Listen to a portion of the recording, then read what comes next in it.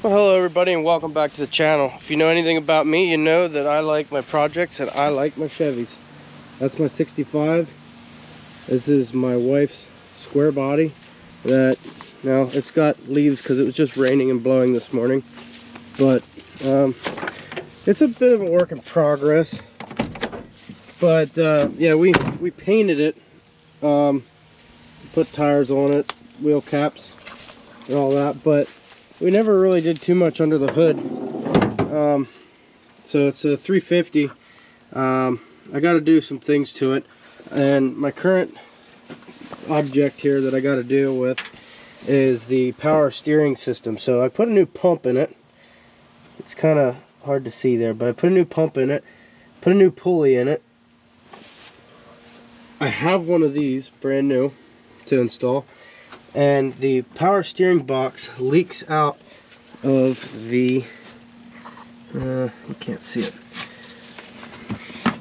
leaks out of the input shaft there, and it's quite wet. So I tore one off of a parts truck I have down in the dirt lot, and that's my afternoon project, since it was plenty rainy all morning and it's a mud mess out there.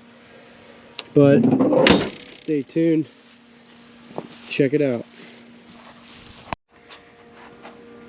Well, hello everybody and welcome back to the channel. Now the sun starts to think like it's going to come out, but look outside there and at the hole in the window, and it's been pretty rainy out. So we get super busy on the farm, and in the middle of the winter we clean out the shop, and then we have no time to clean the shop out, and projects happen and things happen, and the shop looks like this. So it gets to be quite a big mess, and that's just how it goes, because there's always something going on.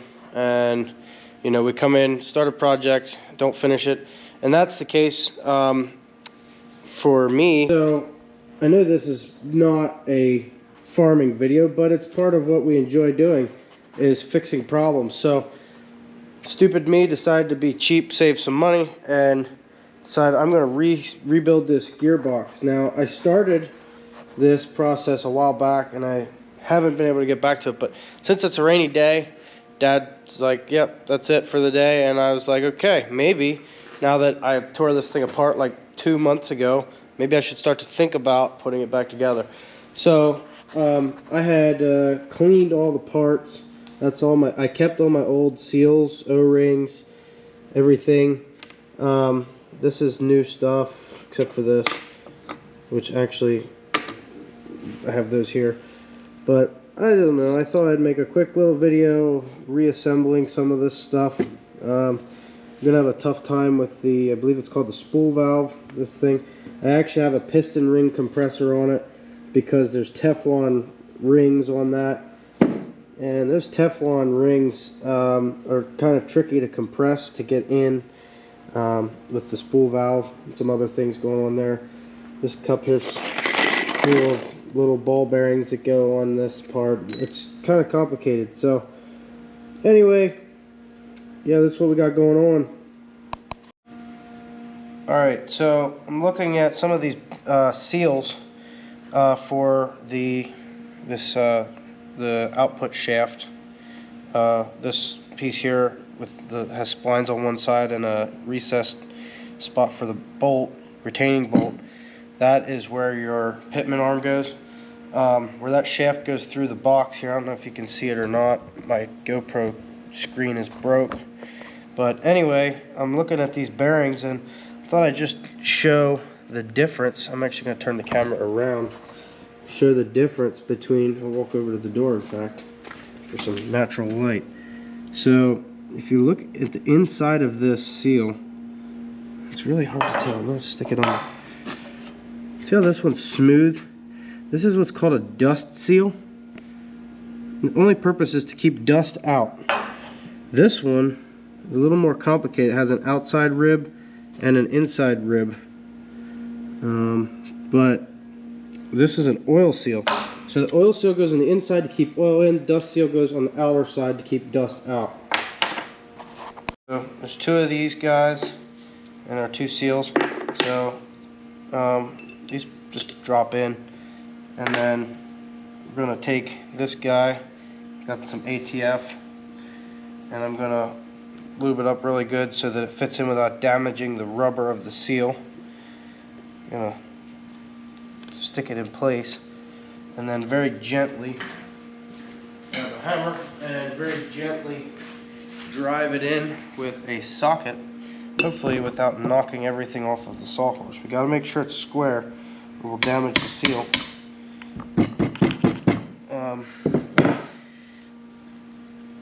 Which it's not. I gotta figure that out. Now, there's the bearing. We got the first seal in. Another washer goes in between. And there's a spacer. And then we got our dust seal. Alright, so this is, I believe this is called the spool valve and the stub shaft and this whole assembly. And there's thrust bearings here. That's critical. So we're going to reassemble that. And I'm actually going to lay this gearbox on its side to do that, because I don't want to drop those thrust bearings off. I'm really hoping this works. Gotta be very careful here. I'm actually thoroughly impressed. I did not expect that to work so good, because it has nylon, like here if you look at the piston, these not nylon, Teflon seals, and they're very difficult, but we lubed it up, and the only thing you see sticking out now is the stub shaft, and there's the worm shaft, whatever you want to call that. That worked amazingly. So now I already put the seal in this with this has a thrust bearing, and so this is actually this is how you set your tolerance. Or I'm not a machinist, I don't know these things, but essentially this is threads into this, and some seals go into this, so we got to install those seals. But this goes onto your input shaft, and then this thrust bearing, meaning it's pushing against, it's how you set that play of that shaft, so to speak. But I had a real struggle finding these seals, and all the auto parts stores did not have them. And if there's anybody out there on YouTube that has any square bodies, can probably speak to this maybe if you've done it. But this is the old dust seal, so it's flat. Here's the old oil seal. This is the new one. If you look at them side by side, I don't know if you can tell, but the new one's smaller. So you could take that new one and drop it right down in the hole and it wouldn't do anything, because it's physically the wrong size. We went to a local bearing shop and they have these seals, and I actually haven't had a chance to try them, but yeah, so that's the correct seal.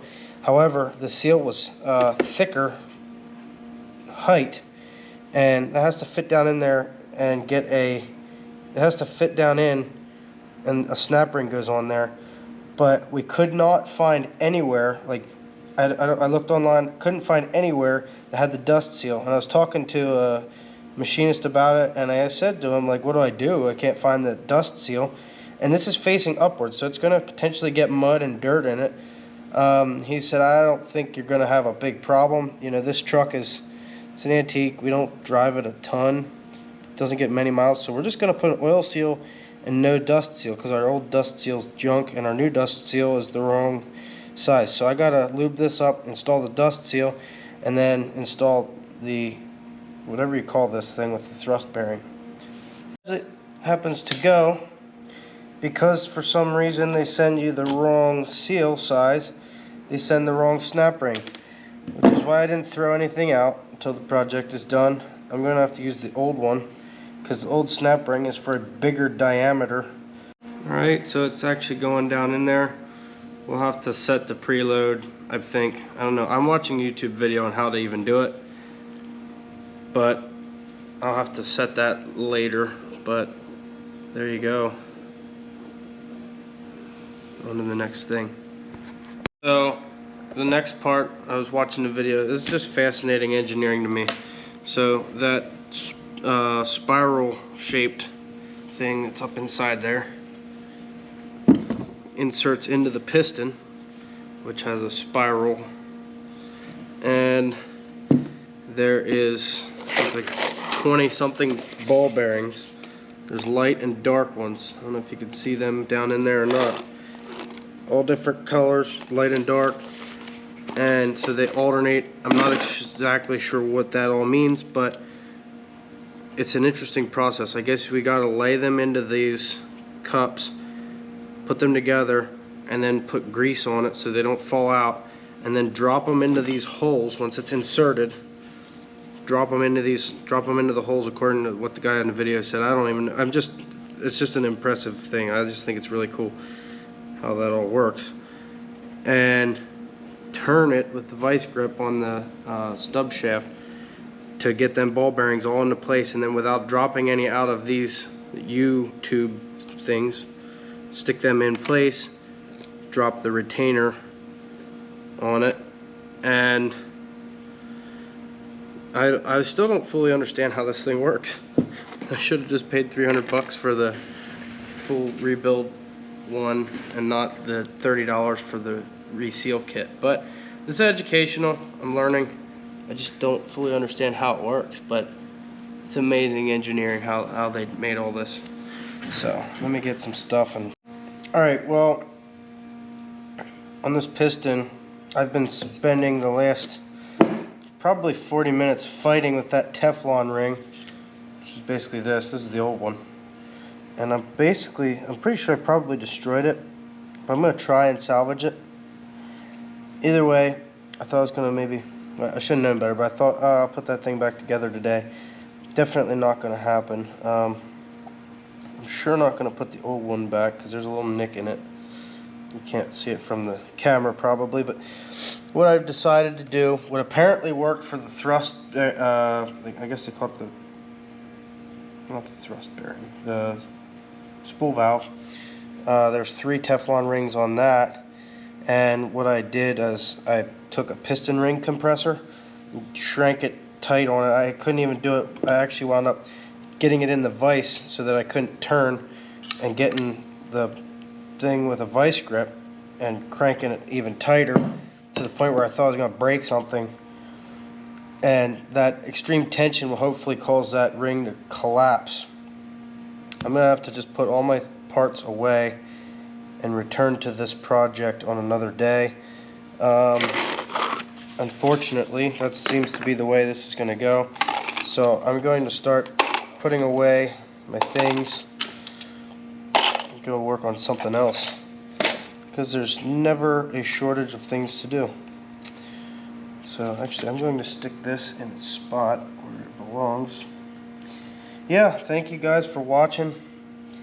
I appreciate you guys tuning in, and sorry we're not working on farm stuff today, but you know, I thought some people probably be interested in seeing some of the vehicles we run around here. If you guys know anything about me, you know, if there's 2 things I love, it's Jesus and Chevys. And well, this is Chevy parts. So thank you guys for tuning in. Stay tuned for more things. It's harvest season, so we'll be combining and stuff. And